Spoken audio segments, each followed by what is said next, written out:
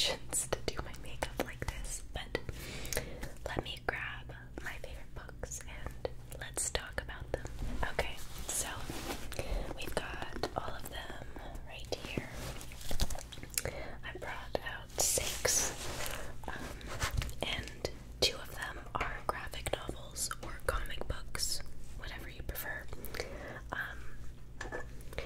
And yeah, I'm really excited to talk to you guys about this. I didn't know that there was this part of the ASMR community that was open to hearing about, you know, my life and personal things and all of that. So I'm really excited to do more videos like this with you guys. My ramble videos perform just as good as my trigger videos, so it makes me really happy to know that I'm building a relationship with you guys and I'm not just your tingles, I'm sort of like a friend too. Okay, so the first book that I have here is actually the most recent book that I've read, and it's called Ghost Boy, and it's by Martin Pistorius with Megan Lloyd Davies. This book is actually based on a true story, and it's basically about a quadriplegic, a mute quadriplegic named Martin, the author of this book, who was misdiagnosed as a child, and basically one day just, I think I'll just read the back. I'm so bad at describing books, so I'll read the back to you guys. In January of 1988, Martin Pistorius came home from school complaining about a sore throat. He never went back. Within a year, he had degenerated into a mute quadriplegic. By his 14th birthday, he was a hollow shell, unseeing and unknowing. He spent his days at a care center, sitting blankly in front of the television while his family waited for him to die. And then one day, his mind came up for air. For an unimaginable 10 years, Martin would be completely conscious while trapped inside his unresponsive body, secretly aware of everything happening around him and utterly powerless to communicate it. So, what ends up happening is one day he wakes up and is just aware of the fact that he's a human and that he has a body, that he cannot move, and he begins to learn how to communicate with his eyes and slowly gains power over one of his hands. And it's a really emotional story of just him going from being a mute quadriplegic and all of the abuse that he faced to becoming a free man who could communicate for himself, who could fall in love, build a relationship with his family. It's hands down probably one of the best books that I've read in a long time, and I cried so much, but good tears, very good tears, maybe a few bad ones, but it's very beautiful.